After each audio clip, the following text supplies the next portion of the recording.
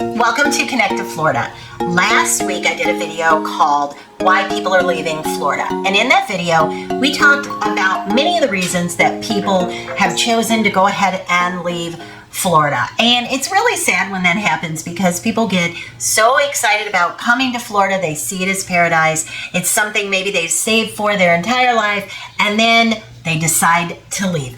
I hate seeing that, but I totally understand that sometimes that is the best decision for a family or a person to go ahead and leave. So in that video, we talked about the most common reasons that I hear of people leaving. Now, I've been a real estate agent for 25 years, so hopefully I'm coming to you from a place of knowledge and experience, and I can help you navigate through this as you determine whether or not Florida is a place that you want to spend your holidays, buy a second home, make it your primary residence. So as always, my contact information is below. If I can ever be of help, do not hesitate to call, text, email. I am here to help. Now, all of that said, people leave for different reasons.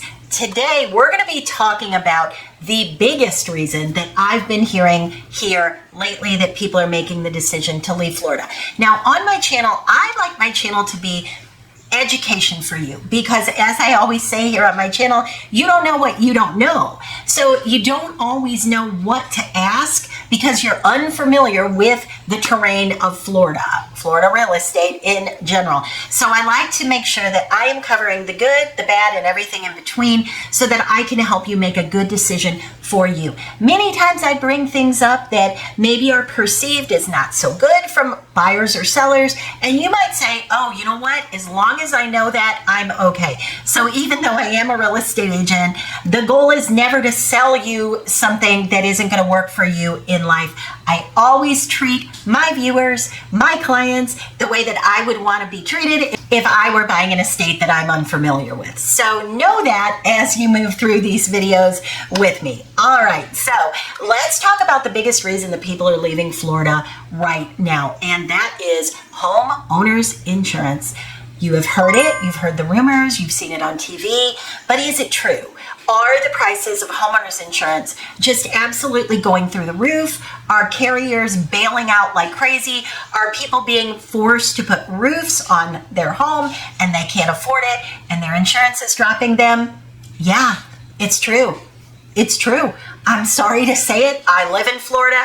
It is true. So how did this happen? What do we do about it? What can we do in the future? Do you even want to buy a home here, a single family home? Because condos are different. That's for another video. I am speaking specifically to single family homes. So let's talk about that for a minute. So why did this happen? Well, there's a couple things you have to understand. Number one, Florida gets hit by hurricanes. Did you know that? Of course you knew that. Number two, almost the entirety of Florida is on some kind of flood plain, flood zone, flood way. Florida will flood. Did you know that? Of course you knew that. But you're still interested in Florida, just like so many other people. So as I always say, as long as you know, then you can kind of mitigate things, work through how you want to make it work for yourself or not. All right, so first of all, most of the big carriers are not here. They haven't been here for a long time, for many years. But we got hit, Southwest Florida got hit with a couple relatively significant sized hurricanes that did millions and millions of dollars worth of damage. And at that point in time, a lot of the bigger carriers just went ahead and bailed out. So what we were left with was a handful of the big carriers and then a lot of other insurance providers that nobody's ever heard of. You know, like Wile E. Coyote, if you remember him from the cartoon days, Acme Insurance, some of these weird ones. And people are thinking that they're buying insurance and they have no idea who it is. Is it going to pay out? Is it going to work? Is it not? But unfortunately, there aren't many insurance providers here that you've ever heard of. So when we got hit last year with Irma, that was kind of mass exodus of the insurance companies. Even Citizens Insurance, which is the state insurance, if you're having trouble getting insurance, you could always fall back on them. Of course, the rate's going to be very high. Now, when I say having trouble getting insurance, that might be the house that you were going to buy, the roof is 28 years old and you're having trouble getting anybody to insure it, or you want to buy a mobile home and nobody will insure it. So there's those kind of things that you might go to Citizens Insurance for. Other than that, what people were looking for is the ability to bundle. So, if you're coming here and you're thinking, I'm going to add my cars and my boat and whatever else I have, your fun toys, you're not able to bundle if your big carrier is not here. Now, as of the filming of this video, the big carriers that you would probably know the name of is Progressive is here as of the filming of this video, and State Farm is still writing policy as of the filming of this video. But I'm going to tell you, if you really want to look at the finite details of what you're getting, I reviewed one, although I'm not an insurance agent, but I did have a client ask me to just kind of spot check and make sure they weren't necessarily missing something on their insurance. And as it turned out, the roof wasn't even covered. So you want to get into the finite details and not just look at a price. When an insurance company is giving you a quote, do not forget that it's very, very important. So that happened. And what followed after Irma was that insurance companies, and they're doing it right now, they are sending out cancellation notices if someone has an older roof. They're sending out cancellation notices if someone was in a floodplain. Now, I want to briefly touch on this. People refer to homeowners insurance a lot as hurricane insurance, but really what they're saying is homeowners insurance. So you have that one component, but you also have flood insurance if you're on a floodplain. And as I said, a lot of Florida is on a floodplain.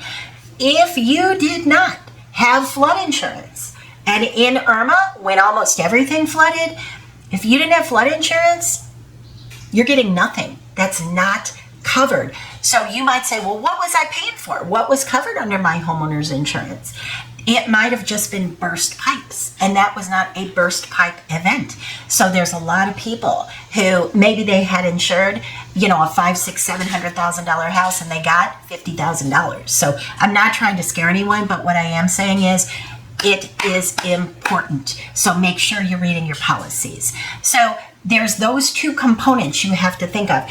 Are there any communities with single-family homes, without going way, way inward, that you don't need flood insurance? Yes. Even in my community where I live about a mile from the bay, from Estero Bay. Everything, absolutely everything around my community, and I live in a single-family home, everything went underwater by a lot. I'm talking about by at least 4 feet. Everything was underwater. My community, nothing flooded. Why is that? Well, if you look at all of the homes, and as you drive up, it looks very, very flat. But if you're riding a bike, like a lot of times I would ride my bike to the bay, I still do that now that things are much better around here. There's just this little incline, and it's right before my neighborhood. Well, that little 1 foot bump put us on an elevation that was enough that the floodwater didn't come up that high, but it went everywhere for miles around us. So again, good real estate agent is very, very important because they will talk to you about that, and they will know. They will know if you're on what your elevation is, or they'll find out, because that's really, really important. So why are people leaving now? Because your insurance company is saying your roof is over 10 years old. Either we're not going to cover it, or we're going to require you to put a new roof on, or we're going to have to come out and make sure we're okay with the roof. And if we're not okay with the roof, then we're going to remove it from your policy. So that is one problem. The second problem is people that had older roofs that did survive the hurricane, but now they can't renew their insurance. They can't get coverage. So those are people that are choosing to leave. There are some people that have homes that were built in the 70s, and insurance companies are saying we want a 4-point inspection. We want a wind mitigation report, which you should have on every single family home that you buy. Very important. But they want these new inspections that you are going to pay for. And let's say you bought your home, you were an FHA buyer, and you're not cash heavy. You can't just put on a roof. Well, these are people that are having to sell. Now you might say, okay, how much is the roof? Well, do you have an asphalt shingle roof? If you do, then your roof might be $19,000 or so, maybe 15 to 20, right in that range. Do you have a tile roof? Is it a barrel roof or a flat lay? That might be $40,000 plus. Do you have an aluminum roof? So all of these things play a part. Of course, the asphalt tile is going to be, asphalt shingle is going to be the least expensive. Now, it does not matter to the insurance companies right now if you have tile or concrete. They don't care. They are hitting everybody at this point. So unless your roof is pretty darn new, you could be in this position where you can't find homeowners insurance, or it's going to go from, let's just say, $2,000 for the year to $8,000 for the year. And then lastly, the other thing that's happened that has really caused problems for a lot of people is rezoning of the flood zone. So I'm kind of waiting for that for myself, to be honest, because everything around me flooded and my community did not. I'm a little bit worried that they're going to rezone it and say, well, you're a floodplain too. And they can do that, and if they do that, there's nothing I can do except move if I'm not okay with it. So a lot of communities got rezoned where you took the time to do the research to make sure that you were not in a flood zone, and they rezoned everything and now you are, which means you have to have homeowners insurance and flood insurance. And depending on what they deemed your level, your elevation, that is going to determine how much the price will be. So, do I say all this to scare you? I do not. I say all this so that when you come to Florida and when we start looking together for your dream home, we're talking about this. We're making sure that, yes, we found this beautiful home on Venice Island that you love. Yes, we found the exact home you wanted on Marco Island, on the water, on a canal, 2 minutes out to the bay. But how much is your homeowner's insurance going to be? How much is your flood insurance going to be? Can we work that into your global picture? So again, if I can do anything to help you, my contact information is always down below, and I am happy to help.